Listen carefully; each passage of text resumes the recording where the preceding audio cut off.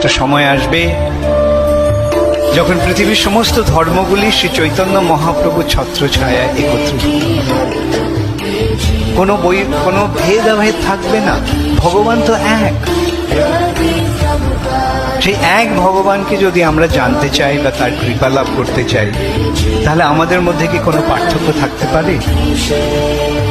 এই যে পার্থক্য, এটা সাময়িক পার্থক্য। যেমন মধ্যপ্রাচ্যে মরুভূমিতে মুহাম্মদ প্রচার করলেন, তারা যাতে বোঝে তাদের বোধগম্য করে এই মতবাদটি স্থাপন করলেন। কিন্তু কি বললেন? সেই এক পরমেশ্বর আল্লাহ। যীশু খ্রিস্ট ঠিক তেমনি সেই অশিক্ষিত, অসংস্কৃত, অনুন্নত লোকেদের কাছে